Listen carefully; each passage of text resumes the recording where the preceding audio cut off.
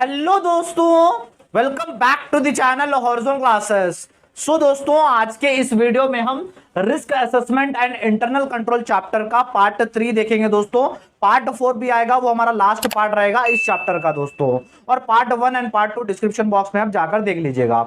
सो दोस्तों, आज के इस वीडियो में हम बड़ा ही इंपॉर्टेंट टॉपिक जो internal audit check, internal audit check क्या होता है, आज की इस वीडियो में हम पूरे टॉपिक को डिटेल में डिस्कस करेंगे दोस्तों। फर्स्ट हम इस टॉपिक में मीनिंग देखेंगे, उसके बाद सेकंड टॉपिक रहेगा हमारा objectives of internal audit check, और थर्ड टॉपिक रहेगा हमारा fundamental principles of internal audit check. बहुत ही डिटेल में जाएंगे, बहुत ही अच्छे से समझेंगे। सो लास्ट तक वीडियो देखिएगा। सो चलिए हमारे first topic internal audit check के मीनिंग से हम शुरुआत करते हैं दोस्तों। सो आ जाइए दोस्तों मीनिंग की तरफ। इंटरनल ऑडिट चेक क्या होता है, पहले मीनिंग अच्छे से समझ लेते हैं। Internal check is an arrangement of the duties of the staff members of the accounting function in a such a way that the work performed by a person is automatically checked by another person. सो दोस्तों, internal audit check क्या है?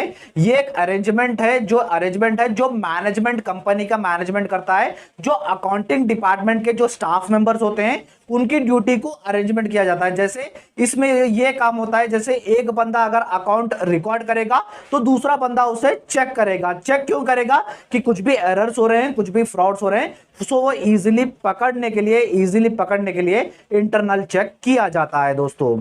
So internal check क्या है? Internal check क्या होता है? ये एक अरेंजमेंट है ड्यूटी की, जिसमें अगर एक बंदा रिकॉर्ड चेक कर रहा है अकाउंट्स तो दूसरा बंदा उसे चेक करेगा। अगर ए रिकॉर्ड कर रहा है तो बी उसे चेक करेगा, अगर बी रिकॉर्ड कर रहा है तो सी उसे चेक करेगा। ऐसे ये ड्यूटी का सर्कल होता है, इस जॉब का सर्कल होता है अकाउंट्स को चेक करने का, ताकि कुछ भी मिस्टेक्स हो रहे हैं या तो फिर कोई बंदा फ्रॉड कर रहा है तो वो इजीली पकड़ सकेंगे। अगर एक बंदा रिकॉर्ड कर रहा है, दूसरा बंदा अगर उसे चेक कर रहा है तो इजीली कुछ भी फ्रॉड्स एंड एरर्स इजीली हम पकड़ सकते हैं दोस्तों। इंटरनल ऑडिट चेक का मतलब दूसरा बंदा उस रिकॉर्ड्स को चेक करता है। ये था हमारा इंटरनल ऑडिट चेक का मीनिंग दोस्तों।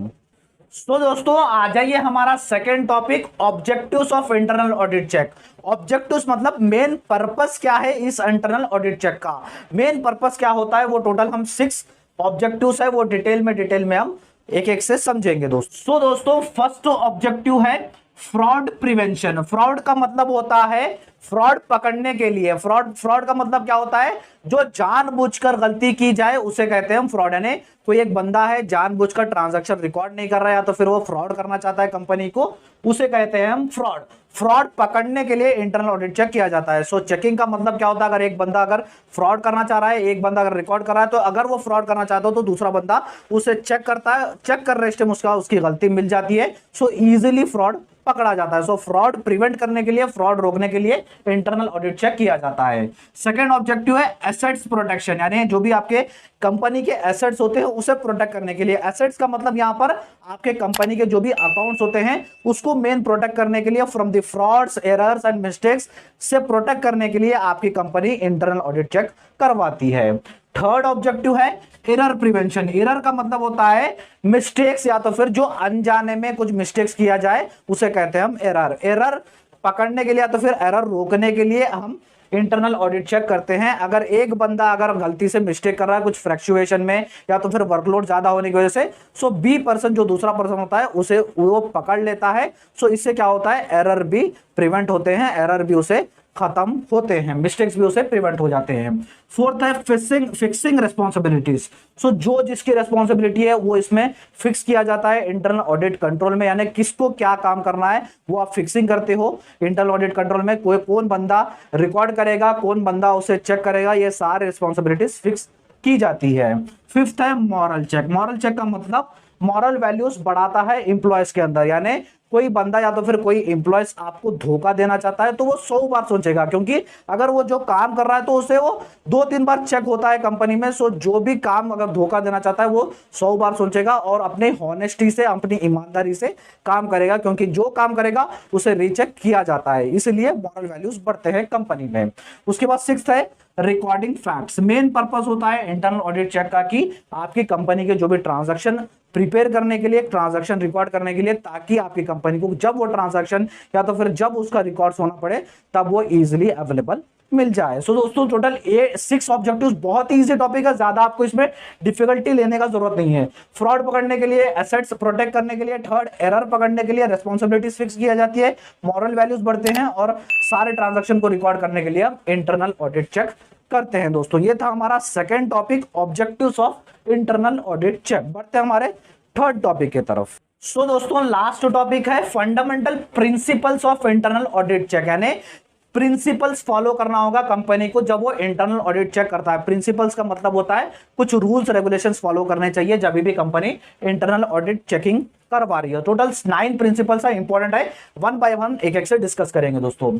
फर्स्ट है सफिशिएंट स्टाफ। सो कंपनी के पास सफिशिएंट स्टाफ होना चाहिए, क्योंकि वर्कलोड जितना होगा आपकी कंपनी में उतने आपके पास स्टाफ होने चाहिए। ये अकाउंटिंग डिपार्टमेंट बहुत सेंसिटिव डिपार्टमेंट होता है, अगर इसमें वर्कलोड ज्यादा हो गया तो इसमें मिस्टेक्स और एरर्स होने के संभावना रहते हैं। सो आपके पास सफिशिएंट स्टाफ होना चाहिए। सेकंड है division of work. Division of work यहाँ में इसमें क्या होता है, इस प्रिंसिपल में आपकी कंपनी के जो भी एम्प्लॉयज है उसमें क्या करता है, डिपार्टमेंट हेड जैसे अकाउंटिंग डिपार्टमेंट है उसमें क्या किसकी रिस्पॉन्सिबिलिटी है, क्या किसका काम होगा, वो इसमें डिवाइड किया जाता है। अब इसमें सेकंड प्रिंसिपल में डिवीजन ऑफ वर्क में दोस्तों। थर्ड है कोऑर्डिनेशन। सो दोस्तों कोऑर्डिनेशन का मतलब एकजुट रहना है। जब आपकी कंपनी में आपके जो भी चेकिंग डिपार्टमेंट रहेगा, ऑडिट इंटरनल चेक डिपार्टमेंट रहेगा, वो जब कोऑर्डिनेशन में रहेंगे तो लड़ाई झगड़ा नहीं होगा। फॉर एग्जांपल के तौर पर ले लीजिए, जब ए और बी दोनों एकजुट रहेंगे, ए रिकॉर्ड कर रहा है, बी चेक कर रहा है, दोनों अगर कोऑर्डिनेशन में रहेंगे तो दोनों का काम भी इजीली हो जाएगा। अगर दोनों की एक से एक दुश्मनी है तो वो उसकी गलती निकाले, बी उसकी गलती निकालेगा। सो दोनों कोऑर्डिनेशन में रहना जरूरी है दोस्तों। फोर्थ है rotation of duties. Rotation of duties एक इंपॉर्टेंट पार्ट होता है इंटरनल ऑडिट चेक के अंदर, जहां पर ड्यूटीज को अगर आप रोटेट करते जाओगे तो आपके दोनों एम्प्लॉयज भी खुश रहेंगे। फॉर एग्जांपल के तौर पर हम ले लीजिए, ए और बी है, ए रिकॉर्ड कर रहा है, बी चेक कर रहा है। सो हमेशा अगर ए रिकॉर्ड करेगा तो उसका काम बहुत ही डिफिकल्ट बन जाएगा, बी चेक कर रहा है तो बी का काम बहुत ही इजी बन जाएगा। सो इसमें क्या होगा, ए के ऊपर बर्डन पड़ेगा और वो अनहैप्पी रहेगा। सो इसलिए अगर जॉब रोटेट होगा, कभी ए रिकॉर्ड कर रहा है तो कभी बी रिकॉर्ड कर रहा है, सो वैसे ही अगर ए कभी चेक कर रहा है तो बी चेक करेगा, तो दोनों खुश रहेंगे, दोनों का जॉब रोटेट होता रहेगा, तो दोनों एम्प्लॉयज भी आपके यहाँ पर खुश रहेंगे दोस्तों। उसके बाद फिफ्थ प्रिंसिपल पर आ जाइए, चेकिंग। चेकिंग मेन पार्ट है, मेन प्रिंसिपल ही है इंटरनल ऑडिट चेक का। इसमें क्या होता है, चेकिंग में सारे जो भी एम्प्लॉयज होते हैं वहां पर आप डिवीजन कर देते हैं वर्क का कि कौन चेक करेगा, कौन रिकॉर्ड करेगा। सो चेकिंग एक एसेंशियल पार्ट है जिसमें आप एरर्स एंड फ्रॉड्स इजीली पकड़ सकते हैं। उसके बाद सिक्स्थ प्रिंसिपल है सिंपल, यानी जो भी आपका जो साइकिल है, अकाउंटिंग साइकिल के लीजिए या तो फिर इंटरनल ऑडिट चेक का साइकिल, वो जितना सिंपल रहेगा उतनी आपकी कंपनी को अच्छा रहेगा। यानी कौन किसका काम जो रहेगा वो आप सीधा बता देना चाहिए, टॉप लेवल से लेकर लोअर लेवल तक वो जो जिसका काम रहेगा। सो जब वो इजीली रहेगा, जितना सिंपल आपकी साइकिल रहेगी उतना आपकी कंपनी के लिए अच्छा रहेगा दोस्तों।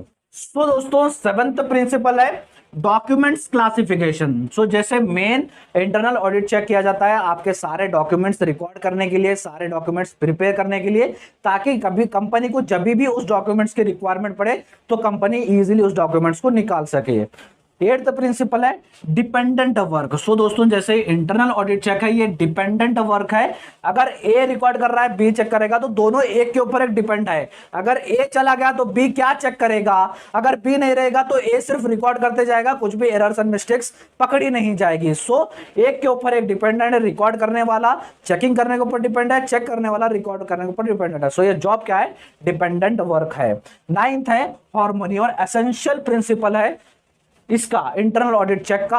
अगर कंपनी में हार्मोनी रहेगी, कंपनी में भाईचारा रहेगा, कंपनी में अगर लड़ाई झगड़ा नहीं होगा तो आपके जो भी दूसरे ऑब्जेक्टिव्स है आप वो इजीली अचीव करेंगे। अगर लड़ाई झगड़ा होता जाएगा आपके डिपार्टमेंट्स में तो आपका जो काम है वो भी काम आपका नहीं हो पाएगा दोस्तों। सो टोटल हम 9 प्रिंसिपल्स देखें, फंडामेंटल प्रिंसिपल्स होने चाहिए जब भी आप इंटरनल ऑडिट चेकिंग डिपार्टमेंट बना रहे हो तो, या तो फिर इंटरनल ऑडिट चेक कर रहे हो, तो ये 9 प्रिंसिपल्स का एक कंपनी फॉलो करती है, जो आप नोट कर लीजिए और जल्दी से स्क्रीनशॉट ले लीजिएगा दोस्तों।